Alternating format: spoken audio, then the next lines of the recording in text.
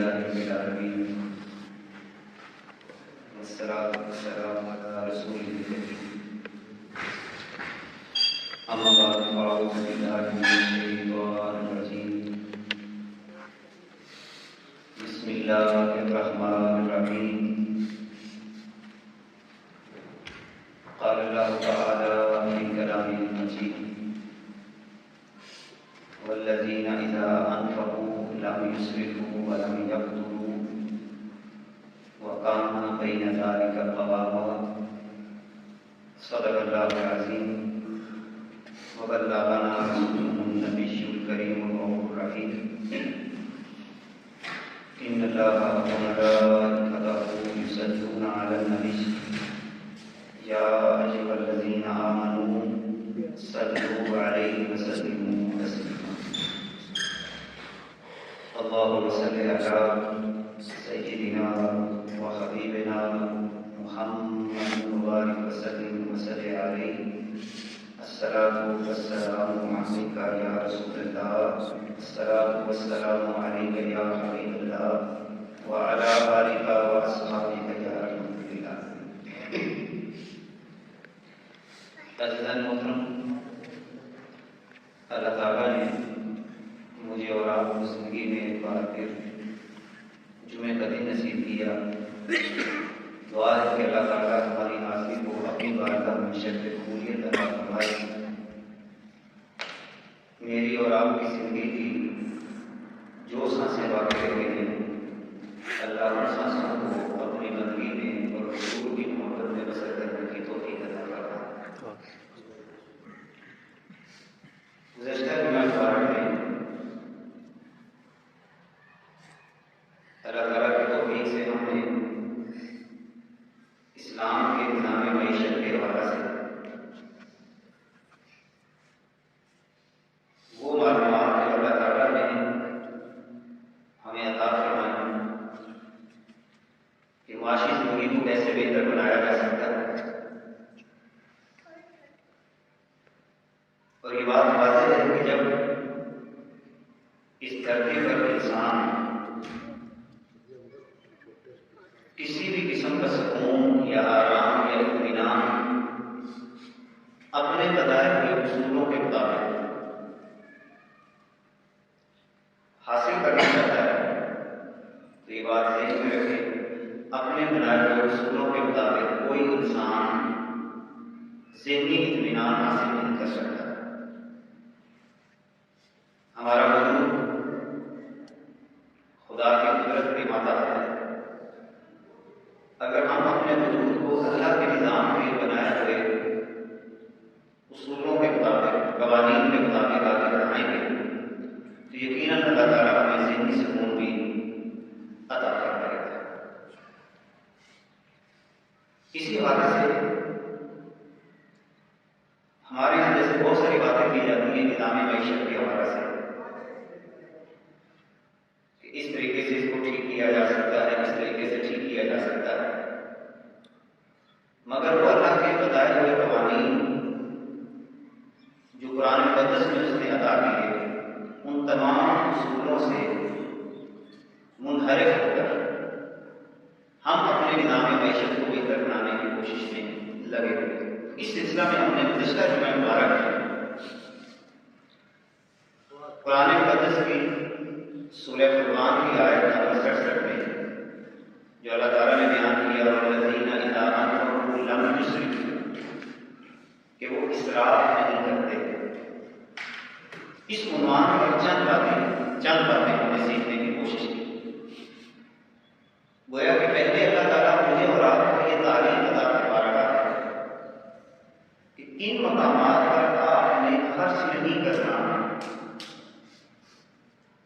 دوسرے نمبر پہ اللہ تعالیٰ ہمیں یہ بتائے گا کہ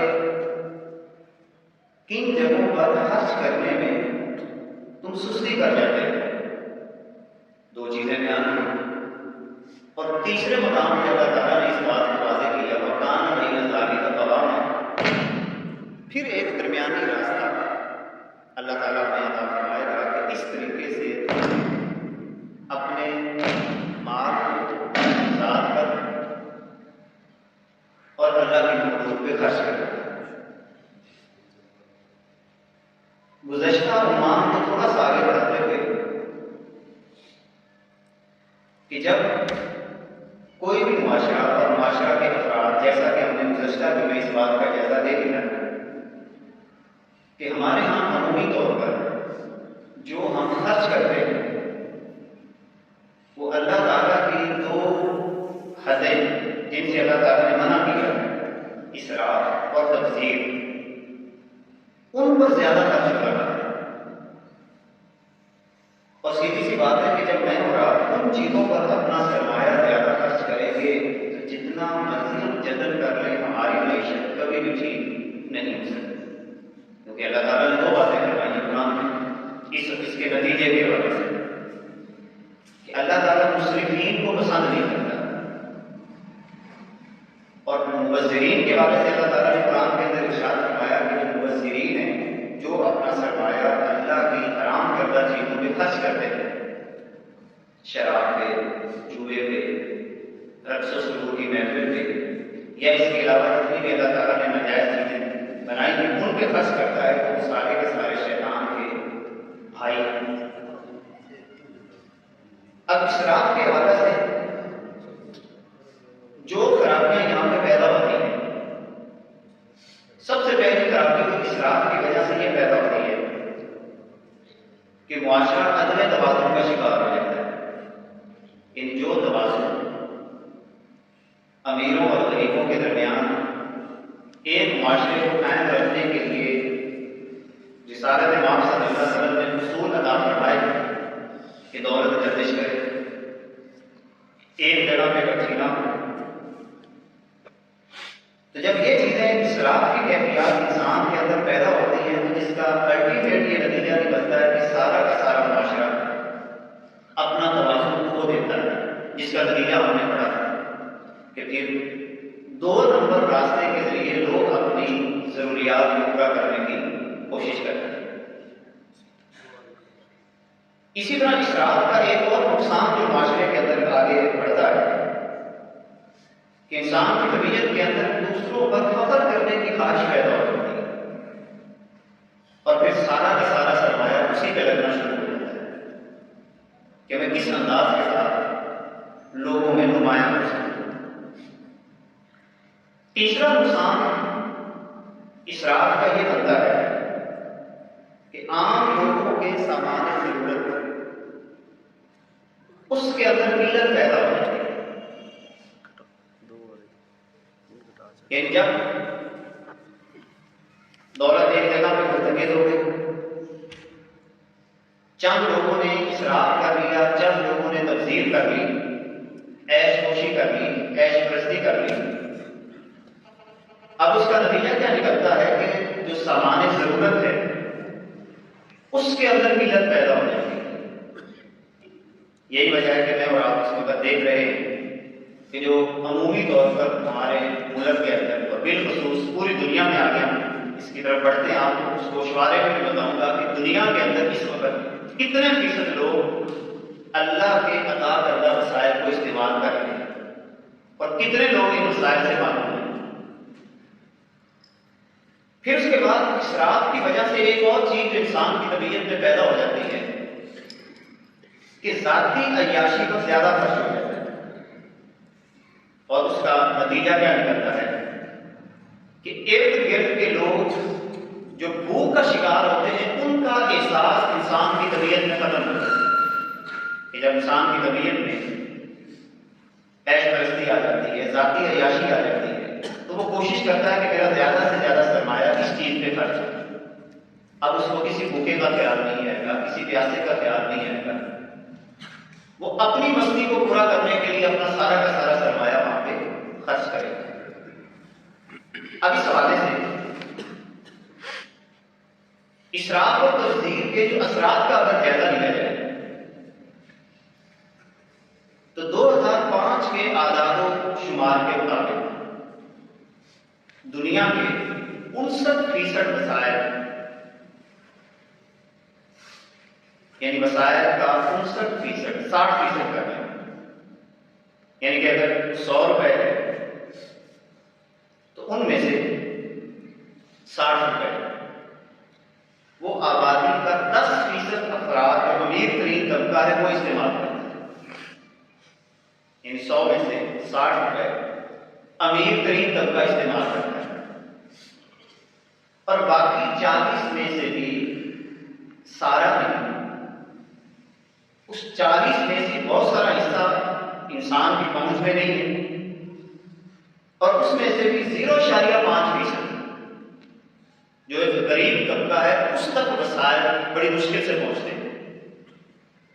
اب یہ پورا اعداد و شمار جو باقاعدہ طور پر گوشوارے جاری کیے جاتے ہیں عالمی سطح پہ، اور اتھینٹک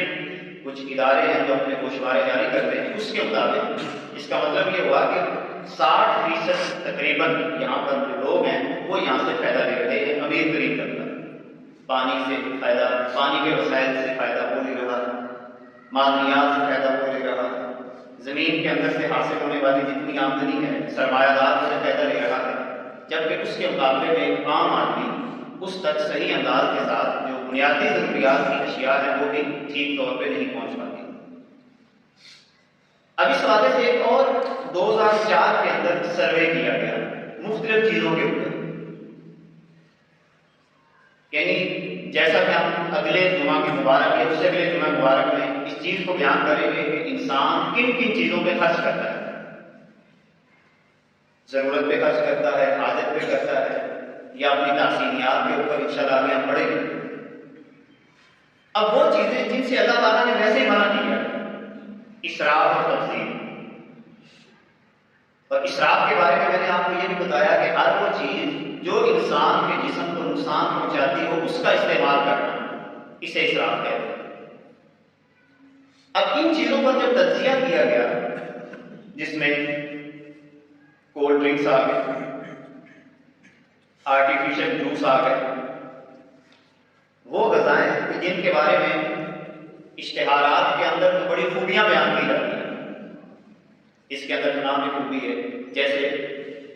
آج کل نوجوان انرجی ڈرنک کا استعمال کرتے ہیں، اور مشہوری یہ دکھائی جاتی ہے کہ جیسے کوئی انرجی ڈرنک استعمال کریں گے اس کا نتیجہ کیا ہوگا کہ ان کے جسم کے اندر ایک پاور پیدا ہو جائے گی، حالانکہ وہ ایک عارضی سی چیز ہوتی ہے، اس کے بعد انسان کے جسم کو نقصان پہنچاتی ہے۔ یا اس کے علاوہ سگریٹ نوشی لے لیں، یہ ساری چیزیں انسان کے جسم کو نقصان پہنچاتی ہیں۔ تو صرف سگریٹ کے اوپر یعنی بہت ساری چیزیں اگر ہم دیکھتے ہیں اعداد و شمار کی روشنی میں، تو 2004 کے اندر ہیلتھی ایئر ایک محقق ہے، اس نے ایک آرٹیکل لکھا جو کہ پبلش ہوا تھا 12 جنوری 2004 کے اندر۔ وہ یہ لکھتا ہے کہ اعداد و شمار کے مطابق صرف یورپ میں سگریٹ پر $50 بلین خرچ ہوتا ہے، $50 بلین، جو آپ آرام سے لکھ بھی نہیں سکتے اتنی جلدی کہ بس 000 اتنے آپ کو ڈالنے پڑے گا، اتنی رقم صرف یورپ کے اندر کس چیز پہ خرچ ہوتی ہے؟ سگریٹ پہ۔ اور اس کے نیچے اس نے جو تجاویز ماہرین نے لکھی ان چیزوں کے حوالے سے، مثال کے طور پر انہوں نے آئس کریم کے اوپر لکھا، جو آرٹیفیشل آئس کریم بہت زیادہ، یا اس کے علاوہ کولڈ ڈرنکس ہیں، شراب نوشی ہے، کپڑوں کا بے جا استعمال ہے، ضرورت سے زیادہ بے جا استعمال ہے، گاڑیاں ضرورت سے زیادہ خریدنا، یا اس کے علاوہ عیاشی پہ اپنا سرمایہ خرچ کرنا۔ ان میں سے صرف ایک پہلو یعنی ایک پہلو کے اوپر انہوں نے لکھا کہ اگر فلاں چیز کم کی جائے یا ختم کر دی جائے تو اس کا متبادل کیا پیش ہو سکتا ہے۔ تو صرف یورپ کے اوپر جب تجزیہ کیا گیا کہ اگر صرف یورپ میں ہی سگریٹ بند کر دی جائے، یہ $50 بلین جو سگریٹ پہ، یہ 2004 کی پبلش ہے، یہ 2004 کا یہ تحقیقی جائزہ ہے کہ اگر سگریٹ کو ہی صرف بند کر دیا جائے تو پوری دنیا کے اندر سے غربت کو آسانی سے کم کیا جا سکتا ہے۔ اب اس کا نچلی سطح پہ ہم جائزہ لے لیں۔ ایک بندہ فرض کریں گے ایک گھر کے اندر عموماً سگریٹ استعمال ہوتی ہے، تو آج کل جو منیمم بھی ڈبی ہے کتنے کی ہوگی؟ تقریباً 50-60 روپے۔ فرض کریں ایک پیتا ہے یا 2 پیتا ہے یا زیادہ کی، آپ کو اس سے بھی مہنگی استعمال ہوتی ہے۔ اب یہ چیزیں اگر کم ہوتی چلی جائیں تو وہی سرمایہ جو وہ ذات کے نقصان کے لیے استعمال کر رہا ہے، جس کا کوئی فائدہ بھی نہیں، اس سے کسی غریب کو آٹا لے کے دے، کسی کو راشن لے کے دے۔ اب اسی کو کیلکولیٹ صرف یورپ کا کیلکولیشن ہے، یعنی یورپ میں صرف وہ محقق کہتا ہے کہ اگر صرف سگریٹ پہ پابندی لگا دی اور ختم کر دیا، لوگوں کو موٹیویشن دی جائے کہ یہ سگریٹ پر لگنے والا سرمایہ تم نے اللہ کے مخلوق پہ خرچ کرنا ہے، تو پوری دنیا کی غربت کو کم کیا جا سکتا ہے۔ اب یہ وہ اصل طریقے ہیں جو خدا کے بنائے ہوئے نظام۔ ہم اس کو پہلی بات تو یہ ہے کہ صرف باتیں کرنے کی باتیں بڑی کر رہے ہیں، حکمرانوں نے یہ کر دیا، فلاں نے یہ کر دیا، فلاں نے یہ کر دیا، تو اس کے اندر حکمران وہ فرد واحد کا نام تو نہیں ہوتا، وہ کسی ایک بندے کا نام نہیں ہوتا، وہ پوری قوم کی ایک مجموعی سوچ کا نام ہوتا ہے۔ یعنی کوئی بھی چیز اگر آپ کے اوپر مسلط ہوتی ہے، اب اس حوالے سے یہ صرف ایک ایگزامپل میں نے آپ کے سامنے رکھی ہے، اور بہت ساری مثالیں اسراف کے حوالے سے دی جا سکتی ہیں۔ اچھا، اسی طرح جو یہ نظام خرچ کے اندر اسراف و تبذیر، اس کا ایک اور نقصان جو پیدا ہوتا ہے معاشرتی سطح پر، کہ نفرت کا ماحول پیدا ہوتا ہے، کہ جب لوگ دیکھتے ہیں کہ چند افراد جو بڑا اپنا ٹھاٹ باٹ کے ساتھ زندگی بسر کر رہے ہیں، اسراف کر رہے ہیں، اور کچھ لوگوں کو پانی بھی پینے کے لیے میسر نہیں۔ بلوچستان کے لیے کبھی وزٹ کریں، آج بھی اللہ تعالیٰ نے ہمیں تو بہت ساری نعمتوں سے اس علاقے میں نوازا ہوا ہے، وہاں پر جہاں سے پیتا پانی پیتا ہے وہیں سے انسان بھی پانی پیتا ہے، آٹے کی قلت ہے، پانی کی قلت ہے۔ اب بالکل جب یہ چیزیں معاشرے کے اندر جنم لیتی ہیں تو پھر ہوتا کیا ہے کہ ہڑتالوں اور بغاوتوں کا سلسلہ شروع ہو جاتا ہے۔ اب اس کا نقصان کیا ہوتا ہے؟ اس کا مزید نقصان معیشت پہ پڑتا ہے۔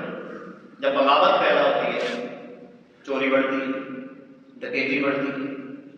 نوجوان نسل جو ہے وہ بے آرامی کا شکار ہو جاتی ہے۔ جب دیکھتے ہیں کہ فلاں آدمی تو اتنے وسائل استعمال کر رہا ہے اور میرے پاس کچھ بھی نہیں ہے، تو اس کی وجہ سے نفرت کا ماحول ایک معاشرے کے اندر بھی پیدا ہو جاتا ہے۔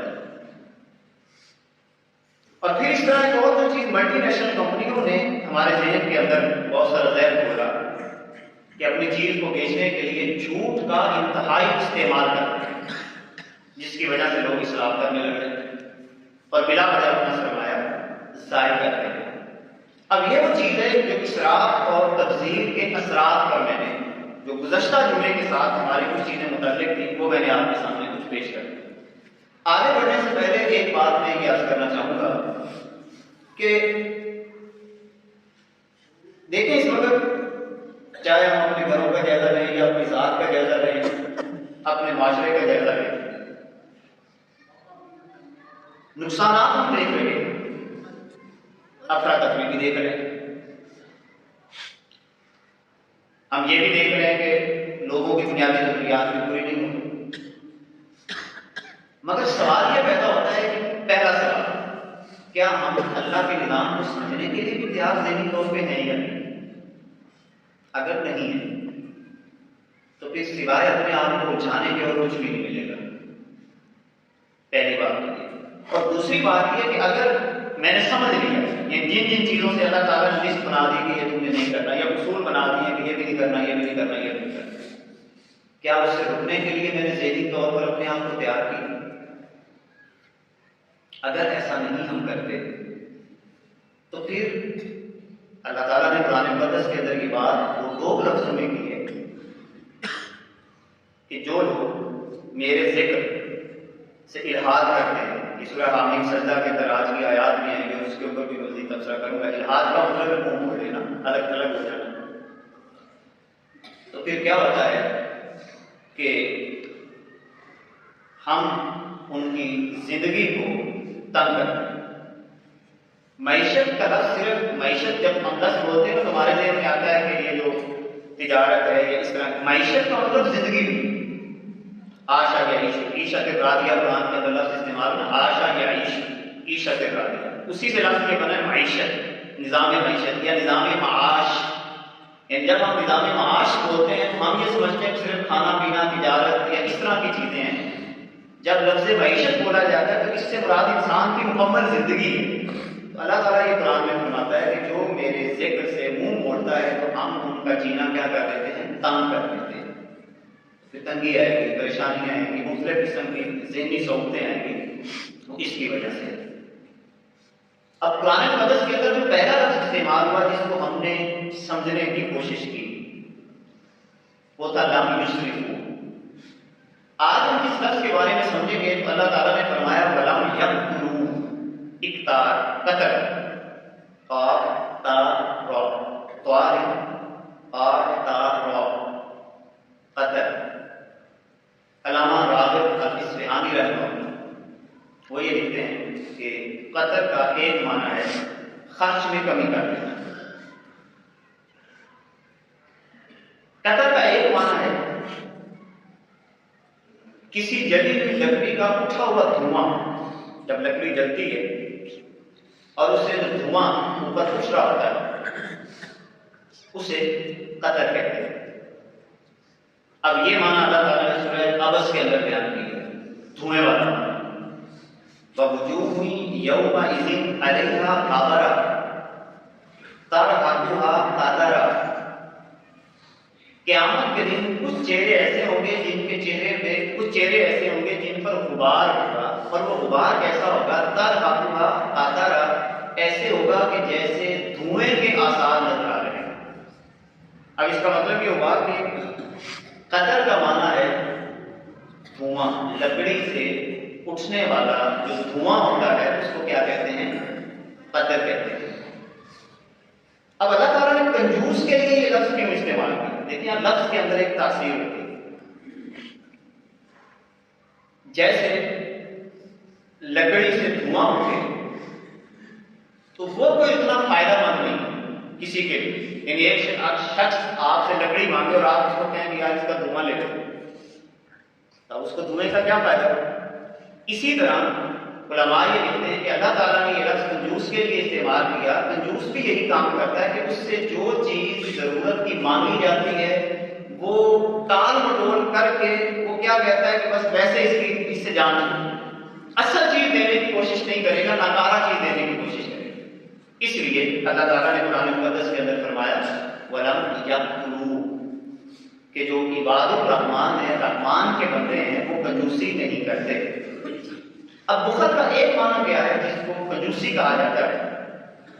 کہ انسان اپنی ضروریات زندگی جو اللہ تعالیٰ نے اس کے لیے ضروریات بنائی، کھانا جو بنیادی غذا، پینا، مناسب مکان، گرمی اور سردی سے بچنے کے لیے مناسب لباس، اسی طرح عزیز و اقارب، اہل و عیال اور محتاجوں پہ جو پیسہ خرچ نہیں کرتا اسے کنجوس کہا جاتا ہے، بخیل کہا جاتا ہے۔ آپ دیکھتے ہیں کہ ایک بندہ بڑا سخی ہے، کیا کیا اس نے یہ کیا کہ جناب اس نے اتنا پیسہ اڑایا شادی میں، بڑا سخی دے دیں گے، بہت پیسہ اڑایا، کہاں پہ اڑایا؟ رقص و سرور کی محفل، اسی کے محلے کے اندر غریب افراد تھے ان کو نہیں دیا، اس کی برادری میں غریب تھے ان کو راشن فراہم نہیں کیا۔ اب شریعت اسلامیہ کی روشنی میں ہم ایسے بندے کو سخی نہیں کہہ سکتے، یہ سخی نہیں ہے، اسے بھی شریعت اسلامیہ کی روشنی میں ہم کنجوس کہیں گے کہ جہاں پہ خرچ کرنا تھا وہاں پہ اس نے خرچ نہیں کیا۔ اب یہی بات اللہ تعالیٰ قرآن مقدس کے اندر ارشاد فرماتا ہے، بڑا پیارا جملہ اللہ تعالیٰ نے ہمیں عطا کیا، وَآتِ ذَا الْقُرْبَىٰ حَقَّهُ وَالْمِسْكِينَ وَابْنَ السَّبِيلِ، قریبی رشتہ داروں کو ان کا حق دو۔ یہاں پر بھی علماء نے بڑی پیاری بات کی، قریبی رشتہ داروں کو ان کا حق دو، مسکینوں کو ان کا حق دو، مسافروں کو جو ابن سبیل میں ہیں، اللہ کے راستے میں ہیں، ان کو ان کا حق دو۔ اس کا مطلب کیا ہوگا کہ اللہ تعالیٰ یہ بات واضح لفظوں میں ہمارے ذہن میں ڈال رہا ہے کہ جو تم کسی کو دو گے،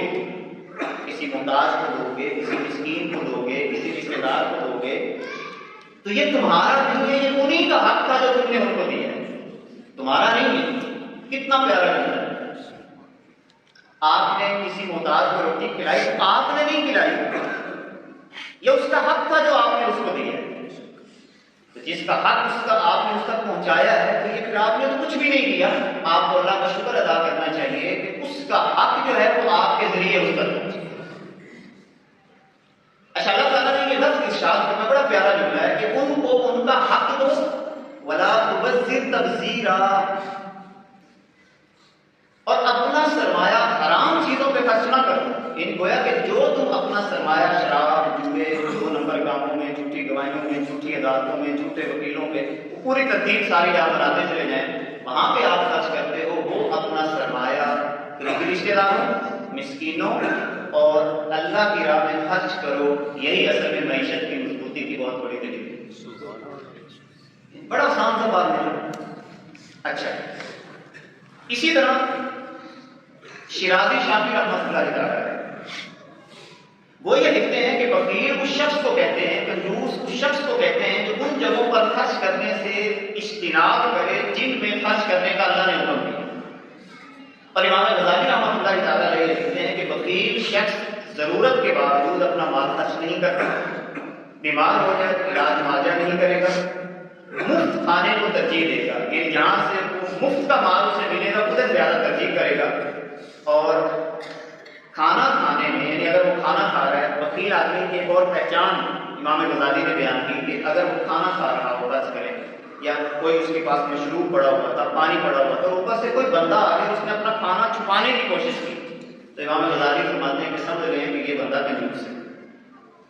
کہ اللہ تعالیٰ نے اس کی طرف بندہ بھیجا، کھانا پہلے پڑا ہوا تھا اور جیسے دیکھا یا فلاں بندہ آ رہا ہے، کھانا سائڈ سے کر کے، بجائے اس کے کہ خوش ہوتا کہ میرے کھانے میں کوئی شریک ہو گیا ہے، اللہ کی رحمت آ گئی ہے، وہ اس کو چھپانے کی کوشش کرتا ہے، تو ایسے بندے کو بھی کنجوس کہتے ہیں۔ اور امام غزالی نے کنجوس کی ایک اور علامت بھی بیان کی، بخیل کی، فرمایا کہ اگر وہ کسی پہ خرچ کر بھی لیتا ہے کنجوس آدمی، تو پھر اس کا پیچھا نہیں چھوڑے گا، کیونکہ جو سخی دل آدمی ہے اس کے بارے میں اللہ نے بیان کر دیا ہے کہ وہ دے کر اس کا حق دیتا ہے، تو جو اس کا حق دے دیا تو بات ختم ہو گئی۔ لیکن کنجوس آدمی جب کسی کو 10 روپے بھی دے دے تو وہ کیا کرے گا، پھر بار بار احسان جتلانے کی کوشش کرے گا، دیکھو میں نے تیرے اوپر 10 روپے خرچ کیے، میں نے تجھے لباس لے کے دیا، میں نے تجھے روٹی کھلائی تھی، میں نے تجھے آٹا دیا تھا، میں نے تجھے فلاں چیز لے کے دی تھی، اس انداز کے ساتھ وہ آگے بڑھتا ہے۔ بخیل آدمی کے بارے میں نتیجہ کیا نکلتا ہے اس کی طبیعت میں؟ ایسا شخص نہ کسی کے دکھ کو سمجھ سکتا ہے، نہ کسی کے درد کو سمجھ سکتا ہے۔ یہ بخیل آدمی کی ایک پہچان وہ کمان ہے کہ اگر وہ شخص یہ پہچاننا چاہتا ہو کہ میں کنجوس ہوں، تو وہ جان لے کہ کیا وہ کسی کے دکھ اور درد کو واقعتاً سمجھتا ہے کہ یہ اس کا دکھ ہے، یہ اس کا درد ہے۔ اگر کوئی کسی کا دکھ اور درد سمجھتا ہو تو سمجھ لیں یہ سخی دل ہے، اور اگر کوئی کسی کا دکھ اور درد نہیں سمجھتا تو آپ سمجھیں کہ یہ بندہ بخیل ہے۔ بخل سے انسان کے اندر خود غرضی، ایک مفاد پرستی اور لالچ جیسی بیماری جو ہے یہ پیدا ہوتی ہے۔ بخیل آدمی کے بارے میں علماء یہ لکھتے ہیں کہ اس کی طبیعت سے آہستہ آہستہ اچھے اخلاق جاتے رہتے ہیں، یہ بخیل آدمی کی ایک پہچان ہے۔ اسی طرح سخی دل کے بارے میں یہ آتا ہے کہ سخی دل میں مال کی محبت نہیں ہوتی، اس کی طبیعت کیسی ہوتی کہ وہ انسان دوست ہوتا ہے اور لوگوں کے درمیان الفت اور محبت پیدا کرنے کی کوشش کرتا ہے، یہ سخی دل بندے کی ایک علامت ہے۔ اسی لیے اللہ تعالیٰ سورہ تغابن کے اندر ارشاد فرماتا ہے وَمَن یُوقَ شُحَّ نَفْسِهِ فَأُولَٰئِکَ هُمُ الْمُفْلِحُونَ، جو شخص اپنے نفس کی حرص سے محفوظ رکھا گیا وہی کامیاب لوگوں میں سے، یعنی جو بندہ کنجوسی سے محفوظ ہے، اس طرح کی چیزوں سے محفوظ ہے، وہ بندہ کامیاب ہے، اور جو بندہ ان چیزوں سے محفوظ نہیں ہے وہ اپنی ناکام زندگی بسر کر رہا ہے۔ اور اللہ تعالیٰ قرآن مقدس کے اندر ارشاد فرماتا ہے سورہ آل عمران کے اندر وَلَا يَحْسَبَنَّ الَّذِينَ يَبْخَلُونَ بِمَا آتَاهُمُ اللَّهُ مِن فَضْلِهِ هُوَ خَيْرٌ لَّهُم بَلْ هُوَ شَرٌّ لَّهُمْ سَيُطَوَّقُونَ مَا بَخِلُوا بِهِ يَوْمَ الْقِيَامَةِ۔ اللہ تعالیٰ فرماتا ہے کہ وہ لوگ جو کنجوسی کرتے ہیں اللہ کے دیے ہوئے مال میں سے، اللہ کے فضل میں سے، اور وہ یہ سمجھتے ہیں کہ ہم کنجوسی کر کے بہتر کام کر رہے ہیں، اللہ تعالیٰ فرماتا ہے کہ ان کے لیے انتہائی شر ہوگا۔ کب؟ قیامت کے دن۔ قیامت کے دن اس کنجوسی کی وجہ سے ان کے گلے کے اندر توق ڈالے. یہ جو کنجوسی کرتا ہے جہاں پہ غریبوں پہ خرچ کرنا چاہیے تھا نہیں، یعنی غلط کاموں پہ لاکھوں خرچ کرتے ہیں، غلط کاموں میں اپنا یہ نا پیسے کی بوریاں کھول دے گا، لیکن کسی غریب کو کوئی ضرورت ہے تو وہاں پر خاموشی ہے. اور آخر میں 2 حدیثیں اس حوالے سے. نبی کریم صلی اللہ علیہ وسلم نے فرمایا کہ مومن میں کبھی 2 خصلتیں جمع نہیں ہو سکتی مومن کے اندر، یعنی مومن میں یہ 2 چیزیں نہیں ہوتی. کون سی چیزیں؟ نمبر 1 مومن کنجوس نہیں ہوتا، نمبر 2 مومن بد اخلاق نہیں. یہ مومن کی 2 علامتیں ہیں. یعنی کسی بھی شخص کو دیکھنا ہو کہ اللہ تعالیٰ نے اسے ایمان کی دولت سے سرفراز کیا ہے تو پہلی علامت آپ اس میں یہ دیکھ لیں جو آج آپ نے پڑھ بھی لی. اور سب سے پہلے تو ہم نے اپنی ذات کو دیکھنا ہے کہ کنجوسی نہیں ہوگی، اور نمبر 2 وہ بد اخلاق نہیں ہوگا. اور سخی جو ہوتا ہے حضور علیہ السلام فرماتے ہیں کہ سخی بندہ جو ہوتا ہے وہ خرچ کرنے سے خوش ہوتا ہے، اس کی طبیعت میں خوشحالی پیدا ہو جاتی ہے اور اس کا دل کشادہ ہو جاتا ہے، بڑا خوش ہوتا ہے کہ اللہ تعالیٰ نے ان سے یہ کام لے لیا، کسی کو روٹی کھلا دی، کسی کو پانی پلا دیا وغیرہ وغیرہ. جبکہ بخیل خرچ کرنے کے معاملے میں تنگ دل ہوتا ہے، وہ خرچ کرنے کے بعد بھی اس کا دل وہ گھٹن کا شکار ہے کہ وہ میں نے 10 روپئے اس کو دے دیے، اور پھر بار بار اس کو جتانے کی بھی کوشش کرتا ہے. آج کے جمعہ مبارک میں نظام معیشت کے حوالے سے ہم نے کچھ اسراف کے بارے میں مزید معلومات حاصل کی. میری آپ سب کے لیے درخواست ہے، اگر آپ واقعتاً اپنے آپ کے ساتھ، قوم یا ملت کے ساتھ مخلص ہیں تو پھر بات سننے اور کہنے سے کچھ نہیں ہوگا. جو آپ اللہ کے نظام کو سمجھ رہے ہیں اپنے دل سے تہیہ کریں کہ ہم نے اپنی روزمرہ زندگی کے اندر ان تمام اصول و ضوابط کو لے کر چلنا ہے. جیسا کہ اگلے دنوں میں میں خرچ کرنے کے باقاعدہ طریقے بھی آپ کو بتاؤں گا کہ کہاں کہاں پہ کیسے خرچ کرنا ہے، اس کے مطابق آپ چلیں. میں پورے یقین اور وثوق کے ساتھ کہتا ہوں کہ کبھی بھی معاشی دباؤ کا شکار ہم نہیں ہوں گے. ہمارا یہ ہے کہ اللہ تعالیٰ کے حکم سے نماز جنازہ کی تعمیر شروع کرنے لگے ہیں. گاؤں کے سارے افراد اسی طرح مل کر اللہ کے حکم سے جو بھی مخیر حضرات اپنا حصہ ڈالنا چاہیں، اس میں واش روم کرنے ہیں، وضو ہے، پانی کا انتظام ہے اور برآمدے کی تعمیر ہے، وہ ملک محمد معین صاحب اور حاجی گلزار صاحب انہوں نے پیش کیا ہے. انہوں نے نقد 1 لاکھ پیش کیا ہے، یہ ان کی طرف سے آ گیا، اور باقی لوگ اس میں حصہ ڈالنا چاہتے ہیں جنازہ کی تعمیر کے حوالے سے.